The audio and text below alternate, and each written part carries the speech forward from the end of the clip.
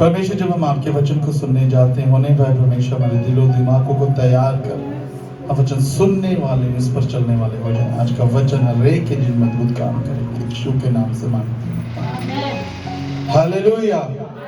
तो आज परमेश्वर का जो वचन हमसे बात करने जा रहा है वो है द विल। अगर इसको ट्रांसलेट करेंगे तो इसका मतलब बनता है इच्छा। और इच्छा क्या होता है? इंग्लिश में डिजायर्स बोल देते हैं, इंग्लिश में द विल भी बोल देते हैं। इच्छाएं अगर शब्द बोलेंगे तो और शायद आपको समझ आएगी। इच्छा से इच्छाएं, तो वर्ल्डली इच्छाएं क्या है और इच्छाएं, परमेश्वर का वचन इच्छाओं के बारे में क्या बात करता है और परमेश्वर की इच्छा क्या है, आज हम ये सीखेंगे। तो सबसे पहले हम ये जानेंगे कि इच्छा है क्या, उसको कैसे हम बता सकते हैं, कैसे डिफाइन कर सकते हैं कि इच्छा क्या है, कैसे समझ में आता है इच्छा क्या है। इच्छा होता है, इच्छा एक थोड़ा सा अगर ध्यान से, अगर और भी वर्ल्डली तरीके से देखे तो वो होता है एक लालसा को भी एक आती है बात, लालसा, लालच। मेरे पास एप्पल फोन होना चाहिए, मेरे पास बड़ा टीवी होना चाहिए, हमारे घर में ये होना चाहिए, हमारे घर में वो होना चाहिए, हमारे पास ये होना चाहिए, हमारे पास वो होना चाहिए। I want this, I want that. मतलब हम इच्छाएं रखते हैं, मुझे ऐसे अपने बच्चों की शादी करनी है, इतना खर्चा करना है, ऐसे करना है, वैसे करना है। छोटे फोन से मजा नहीं आ रहा, इसलिए बड़ा फोन की इच्छा होती है। छोटी छोटी चीजें भी अच्छी नहीं लगती, बड़ी बड़ी चीजें भी अच्छी लगती हैं। साइकिल नहीं बाइक होना चाहिए, बाइक नहीं गाड़ी होना चाहिए। मतलब हर एक बात में कह लो कि इच्छाएं जो है इंसान के अंदर वो बनी हुई हैं। और अगर इंसान इस संसार में रहता है, ऐसा कोई बंदा नहीं है जो ये कह दे उसके अंदर इच्छा ही नहीं है, इच्छाएं नहीं है। चाहे वो बहुत अमीर व्यक्ति भी क्यों नहीं है, उसके पास भी बहुत इच्छाएं हैं। अगर कोई गरीब व्यक्ति भी है तो उसके पास भी बहुत इच्छाएं हैं, क्योंकि इच्छाएं के बिना इंसान ही नहीं है। तो जब परमेश्वर ने शुरुआत में आदम को बनाया था और हवा को बनाया था, तो उनके अंदर भी इच्छाएं थी। इसलिए परमेश्वर उनको फ्री विल, जब आप वर्ड देखते हैं फ्री विल, उसका मतलब है स्व इच्छा, आजादी है पूरी, इनको पूरी इच्छा है, जैसे ही चाहते हैं। इसलिए प्रभु यीशु, परमेश्वर का वचन कहता है कि परमेश्वर ने जब आदम और हवा को बनाया तो उनको बोला, जितना भी गार्डन में, जितना भी अदन की वाटिका में फल फ्रूट जो कुछ है वो सारा तेरे अधिकार में है, तेरा जो मन करता है इसमें से खा, जो मन करता है, लेकिन ये वाला मत खाना जो बीचों बीच लगा हुआ है। अभी इनकी इच्छा उसी के लिए होती है। सोचो, उनके पास हर वैरायटी है, फ्रूट्स की हजारों वैरायटीज होंगी वहां पर, लेकिन उनको तो यही खाना है। वो कहां से? इच्छा। मैंने भी बोला लालसा और लालच को भी इसका नाम दे सकते हैं, इच्छा।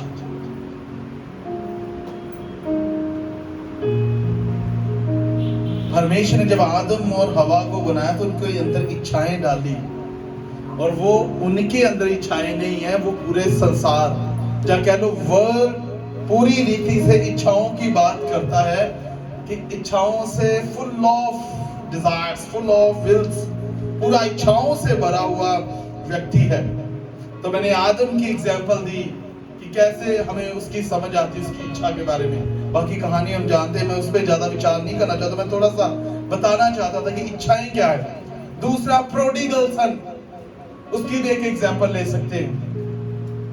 प्रोडिगल सन, उड़ाऊ पुत्र, जिसके एक किसान था, उसके दो पुत्र थे, और छोटा पुत्र जिसको हम उड़ाऊ पुत्र कह रहे थे, जो बोलता था पिता सारा जो संपत्ति का मेरा हिस्सा बनता मुझे दो, मैंने अपने हिसाब से जीना, मेरी अपनी इच्छा है। तो पिता ने भी उसे दे दिया कि ले और जाकर एंजॉय कर ले अपनी जिंदगी।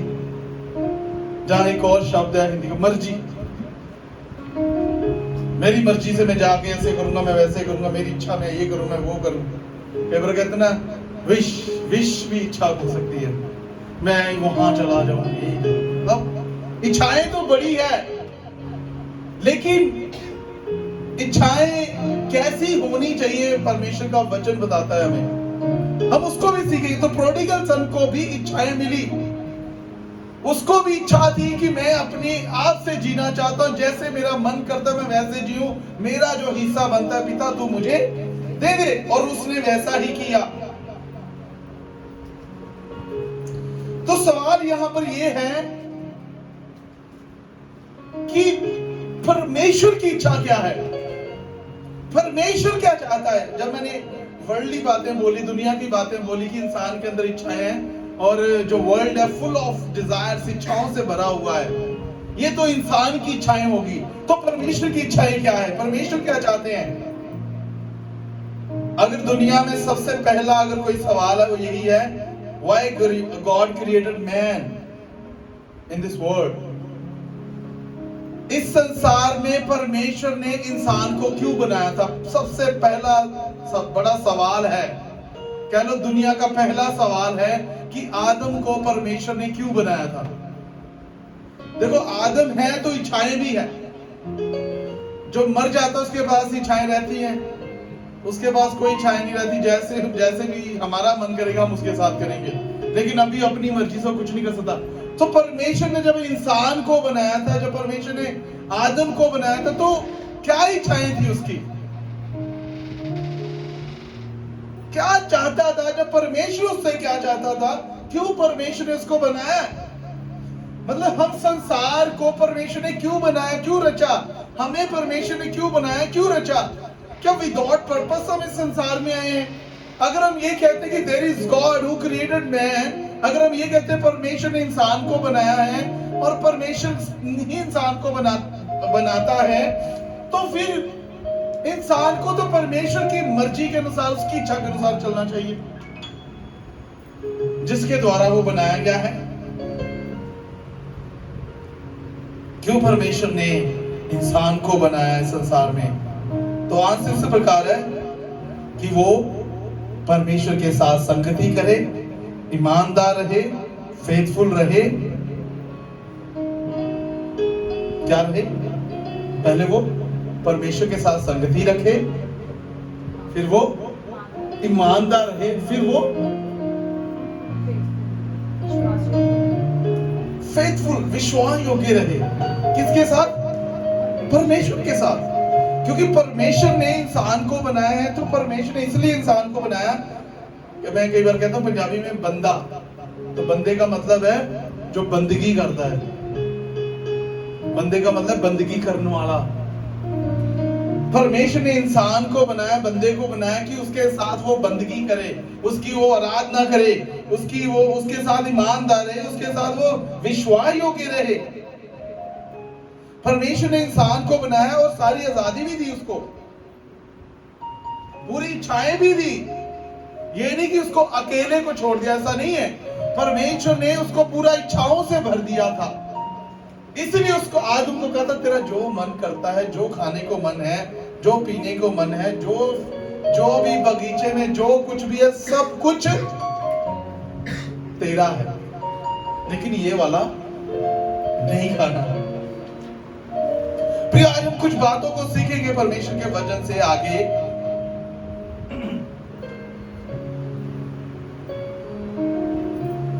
जैसे हमने बात करी कि परमेश्वर ने क्यों इंसान को बनाया, ताकि वो उसके साथ संगति कर सके, उसके साथ ईमानदार रह सके और उसके साथ विश्वास योग्य बना रहे। ये उसका उत्तर था उस सवाल का कि परमेश्वर ने क्यों बनाया था इंसान को। क्यों बनाया था, क्योंकि वो उसके साथ संगति कर सके, उसके साथ ईमानदार रह सके और उसके साथ विश्वास योग्य रह सके। और फिर परमेश्वर ने उसको इच्छाओं से भी भरा था। आज भी इच्छाएं, परमेश्वर ने किसी इंसान से इच्छाएं नहीं ली है, आज भी इच्छाएं काम करती है हमारे जीवन में। लेकिन परमेश्वर का वचन कहता है कि परमेश्वर जब किसी को चाहता है ना, चाहे वो आदम था, चाहे वो हवा थी, चाहे हम में से कोई था, तो परमेश्वर चाहता है कि इंसान खुद अपनी स्व इच्छा से परमेश्वर के पास आए। परमेश्वर कैसे चाहता है हमें कि हम अपनी इच्छा से परमेश्वर की ओर जाएं, हम अपनी इच्छा से परमेश्वर को माने, जैसे मेरा मन कर रहा है मैं वैसे परमेश्वर को मानूं। इसके लिए हम यहाँ पर शिक्षाएं मिलती हैं चर्च में, लेकिन हमारी इच्छा क्या है? अमन किसी से प्रचार करके बात कर रही थी और उनके बोली, देखो मैंने आपको वचन की सारी बातें बताई है, लेकिन अभी फिर आप ही के ऊपर है कि चलना तो फिर आप नहीं है, इच्छा तो फिर आपकी होगी ना, आपने चलना है नहीं चलना, ये तो आपके ऊपर डिपेंड करता है। बट जो मेरा फर्ज है, जो my duty is to teach you the word of God, मेरा जो ड्यूटी यही है कि मैं तुम्हें परमेश्वर के वचन से बताऊं, सिखाऊं, समझाऊं कि तुम परमेश्वर के मार्गों पर चले, परमेश्वर के रास्तों पर चले।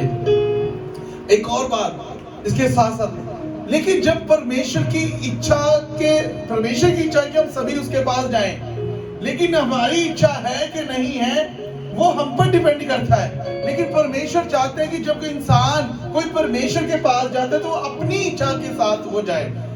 एक बार हम ये कहते हैं कि ठीक है, मैं अपनी इच्छा से परमेश्वर को मानता हूं, मैं अपनी मर्जी से परमेश्वर को, प्रभु यीशु मसीह को अपना उद्धार करता करके मानता हूं। एक बार हमने ये निर्णय ले लेते हैं, हम डिसाइड कर लेते हैं, then we cannot leave God, फिर हम छोड़ नहीं सकते।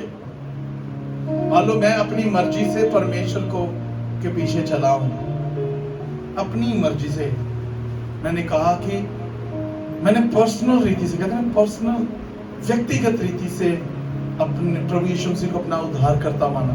मान लो मैंने प्रभु यीशु मसीह को व्यक्तिगत तरीके से मेरी मर्जी से मैंने उसको अपना व्यक्तिगत उद्धार करता मान के उसके पीछे चला हूं, अभी मैं पीछे नहीं हट सकता हूं। ऐसे कह लीजिए कि आप आ तो अपनी मर्जी से सकते हैं, लेकिन जा अपनी मर्जी से नहीं सकते। जैसे एक और एग्जांपल है, मान लो आप कहीं जॉब करते हैं, जॉब करने वाले, काम करने वाले यहाँ बहुत हैं। जब आप कहाँ जॉब करते हैं तो आप अपनी मर्जी से वहां जाकर बोलते हैं कि मैं आपकी कंपनी ज्वाइन करना चाहता हूँ, अपनी मर्जी से जाते हैं ना, मैं कंपनी ज्वाइन करना चाहता हूँ। तो जब आप ज्वाइन हो जाते हैं तो क्या आपकी मर्जी चलती है इसके बाद वहां? फिर आपकी मर्जी वहां नहीं चलेगी, because you are under him, under that authority। आपने अपने आप को उसके अधीन कर दिया है कि आज से मैं आपके अधीन हूं। आप अगर मुझे ड्यूटी मेरी, कई बार हमने देखा कि ड्यूटी उनकी कोई होती है लेकिन काम उनसे कोई करवा रहे होते हैं, ऐसे कई बार होता है। तो अगर उन्होंने आपको ड्यूटी देकर रख लिया काम पे, तो वो आपसे कोई भी काम करवाते हैं और आप खुशी से करते हैं, क्यों? बिकॉज हम उसके अंडर में हो गए।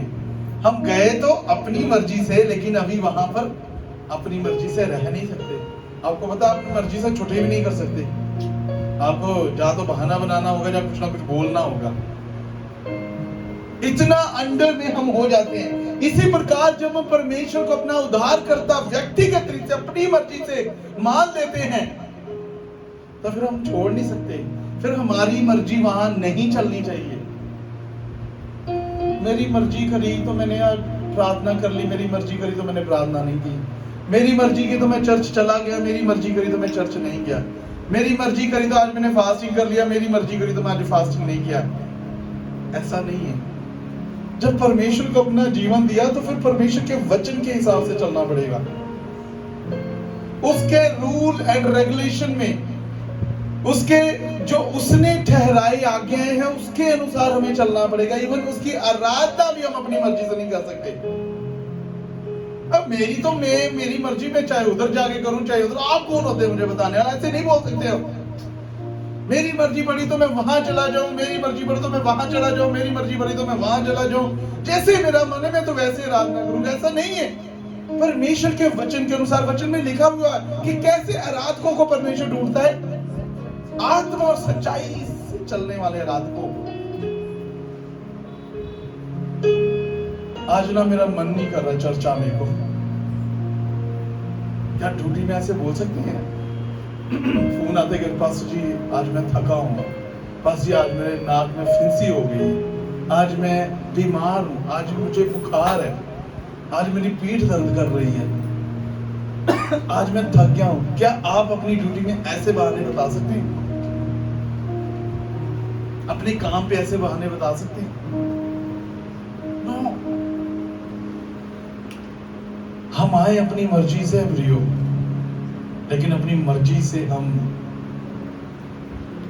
कोई बात नहीं, अपने पास्टर जी है, कोई भी मानी जाना ना।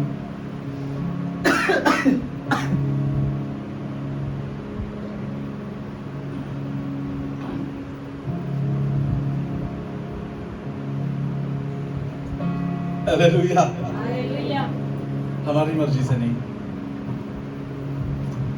When we have decided to follow Jesus, then no turning back. एक गीत भी गाते हैं, have decided to follow Jesus, no turning back, no turning back. यीशु के पीछे मैं चलने लगा, न लौटूंगा, न लौटूंगा। जब डिसाइड कर लिया, मैंने निर्णय ले लिया मेरी मर्जी से, यानी कि I have decided, we have decided नहीं है, I have decided to follow Jesus. मैंने निर्णय लिया कि मैं यीशु की आराधना करूंगा, तो फिर मेरी नहीं यीशु की चलेगी, मेरी नहीं परमेश्वर की चलेगी। मैं आ तो गया हूं, लेकिन तो फिर इसका क्या मतलब है?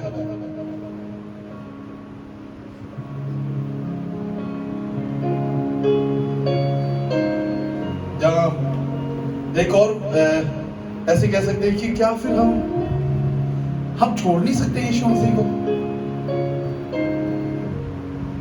छोड़ सकते हैं,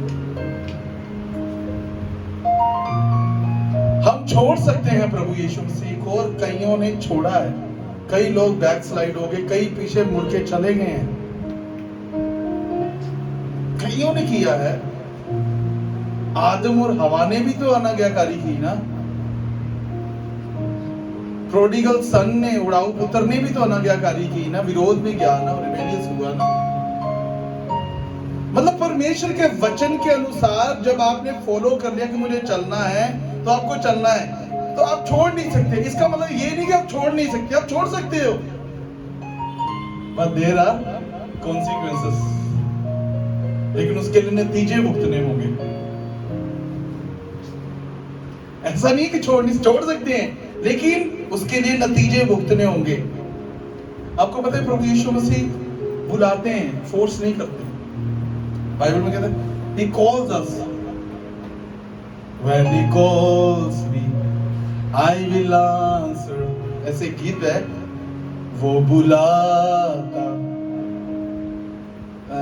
ऐसे गीत है मुझे, when he calls me जब वो बुलाता जाऊंगा मैं, वो बुलाता, मतलब कहते वो सिर्फ बुलाता है, फोर्स नहीं, मजबूर नहीं करता किसी को कि तुम नहीं, मैं तुम्हारी कॉलर पकड़ के ले, ऐसे नहीं परमेश्वर करता कभी भी किसी के साथ।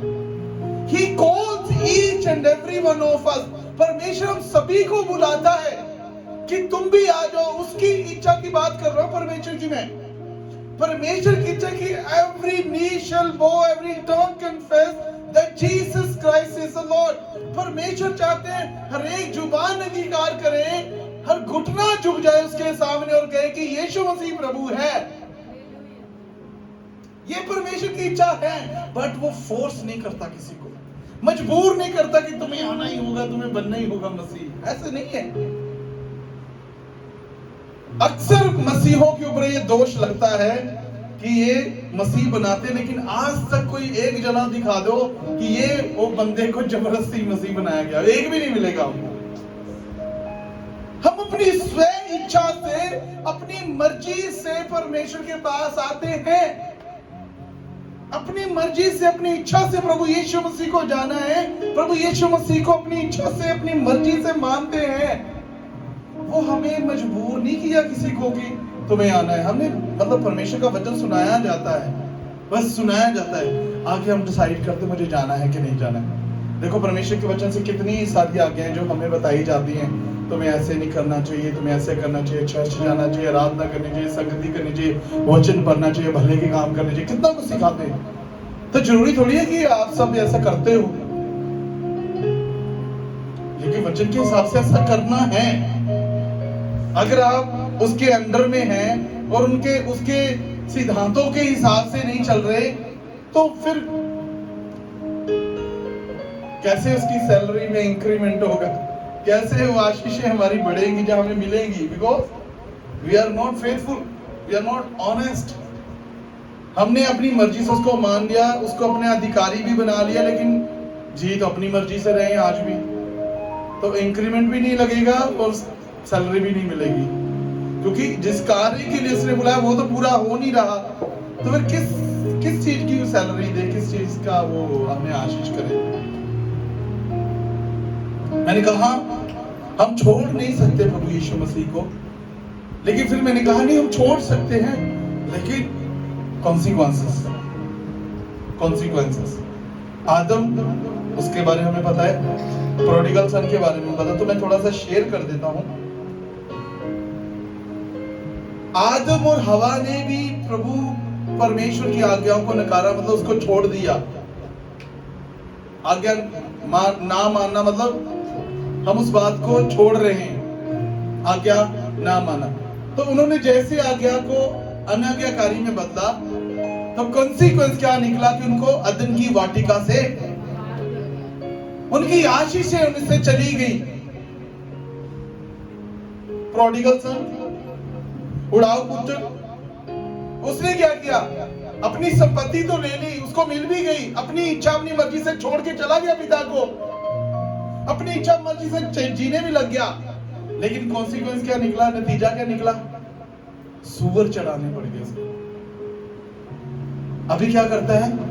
क्या काम करता है? पेट भरने के लिए सूअर चराने का काम करता है। प्रियो, इस बात को याद रखें, हमें जब प्रभु यीशु मसीह को अपना उद्धारकर्ता करके आज मान लिया है, और हम जानते हैं प्रभु यीशु, मैं आपकी मर्जी के साथ चलना चाहता हूं, मैं तेरी इच्छा के साथ चलना चाहता हूं, तो परमेश्वर का वचन कहता है, फिर मेरी इच्छा नहीं, एक गीत है ना, तेरी इच्छा पूरी हो जाए, हाथों में तेरे जीवन मेरा, मैं मिट्टी हूं तू है कुमार, मुझको उठा मुझको बना। उसमें अंतर ऐसे, मैं अपनी इच्छा से मैं चलता रहा, तुझको कभी भी अपना ना कहा। फिर कहते हैं, लेकिन प्रभु आज से मैं तेरी क्रूस को ले लेता। मतलब मेरी इच्छा को अभी मैं इच्छाओं को खत्म करता हूं प्रभु, और तेरी इच्छाओं को मैं अपने ऊपर लेता हूं। आज के बाद मेरी मर्जी नहीं, लेकिन तेरी मर्जी मेरे जीवन में पूरी हो। हम एक प्रार्थना भी करते हैं, प्रभु तेरी मर्जी जैसे आसमान में पूरी होती है, वैसे पृथ्वी पर भी हो, जमीन पर भी हो। ये ऐसे प्रभु ने हमें प्रार्थना करनी सिखाई थी। जब हम प्रभु यीशु मसीह को अपना उद्धारकर्ता मानते हैं, तो हमारे में हमारी इच्छाएं खत्म हो जानी चाहिए, and let God work in us. परमेश्वर को हमारे जीवन में काम करने दें, वो परमेश्वर चाहते हैं, वो ही है उसकी इच्छा। अगर हम समझें कि इन वर्ल्डली इच्छाएं क्या है और परमेश्वर की इच्छाएं क्या है, ये है। इंसान की इच्छाएं इंसान पूरी कर सकता है, कोई उसको रोक टोक नहीं है, कुछ नहीं, फ्री विल है, पूरी आजादी है। But when he come to Jesus, जब वो प्रभु यीशु मसीह को फॉलो करता है, अभी वो अकेला, अभी वो कहते मेरे ऊपर कोई कहने वाला नहीं है, मेरे पास कोई सुनने वाला नहीं, मेरी मर्जी से मैं चाहे कुछ भी बोलूं करूं, हम तो खुद के राजे हैं, ऐसे अगर कोई बोलता है तो इसका मतलब वो अपनी इच्छाओं को पूरा करता है। लेकिन जब मसीह में होते, प्रभु में होते, तो फिर हमारे ऊपर कोई है, वो है प्रभु यीशु मसीह। फिर हम अपनी इच्छा से नहीं, हम कुछ भी करते सबसे पहले उसके पास जाते हैं, परमेश्वर से पूछते हैं, परमेश्वर क्या मैं ये करूं या ना करूं, क्या प्रभु तेरी ये इच्छा है या नहीं है, क्या ये तेरी मर्जी है मेरे जीवन में कि मैं इधर रहूं या ना रहूं, क्या प्रभु तेरी इच्छा है मैं ये चीज लूं या ना लूं, क्या प्रभु तेरी इच्छा है कि इस कार्य को मैं करूं या ना करूं, क्या तेरी इच्छा है? हम पूछते हैं ना परमेश्वर की इच्छा, वही है परमेश्वर की इच्छा जो परमेश्वर के हिसाब से हो। ऐसा मैंने कहा, ऐसा नहीं कि हमारी इच्छा नहीं होती, हमारी इच्छाएं भी होती है, हम पूरी भी कर लेते हैं, लेकिन जब हमारी इच्छाओं के साथ हम पूरी करते हैं तो हमेशा नुकसान में गए, जैसे एडम ईव और प्रोडिगल सन, और आदम और हवा और उड़ाऊ पुत्र। ऐसे हम भी कर लेते हैं अपनी मर्जी से, अपनी इच्छा से, लेकिन उसके बाद नतीजे भुगतने पड़ते हैं। फिर परमेश्वर के पास जाते हैं, प्रभु मेरे पे दया करे, प्रभु मैंने अपनी मर्जी की, मैंने तेरी नहीं सुनी, मुझे माफ कर दे। परमेश्वर तो माफ कर देते हैं, बट वो चाहते हैं अगर हमने उसको अपना उद्धारकर्ता माना है तो फिर उसकी इच्छा हमारे जीवन में पूरी हो जाए। आमीन। इसलिए परमेश्वर का वचनों में आज यही बात करता है कि जब हमने प्रभु यीशु मसीह को अपना उद्धारकर्ता माना है, आज से हम उसके हैं और उसकी क्रूस को हमने ले लिया है। हमारी इच्छाएं हमने खत्म कर दी हैं, परमेश्वर की इच्छाएं हमारे बीच में हैं। ऐसा नहीं कि परमेश्वर देगा नहीं, कुछ करेगा नहीं, जो आप सोच रहे हैं उससे ज्यादा, ट्रिपल, 5, 4 कितने टाइम करके वो ज्यादा करके वो देगा। वो उसका देने का तरीका है, आशीष करता है वो, लेकिन वो चाहता है कि उसकी इच्छा के अनुसार। आमीन। मैं विश्वास करता हूँ आपको ये वचन समझ में आ गया है। आइए अपनी आंखों को बंद करके हम प्रार्थना करें। परमेश्वर धन्यवाद करते हैं, आप जहाँ आपने हमसे बात करी, हमें इच्छा को समझने के लिए कि प्रभु आपकी इच्छा हमारे जीवन में क्या है। तो जब से हमने अपने आप को आपको माना है, हमने आपको अपना उद्धारकर्ता माना है, तब से प्रभु जी हमारे जीवन में हमारी नहीं आपकी इच्छा पूरी हो। जितने लोग सुन रहे हैं सभी के लिए मैं प्रार्थना करते इस समय परमेश्वर, आज से उनकी नहीं तेरी इच्छा उनके जीवन में पूरी हो जाए। आज से हमारे जीवन में हमारी नहीं तेरी इच्छा पूरी हो जाए। परमेश्वर हम घटे आप बढ़ जाएं। परमेश्वर हर एक सुनने वाले के ऊपर आपका अनुग्रह बना रहे। प्रार्थना प्रभु यीशु के नाम से, आमीन। हालेलुया। प्रभु आप सबको आशीष दे। God bless.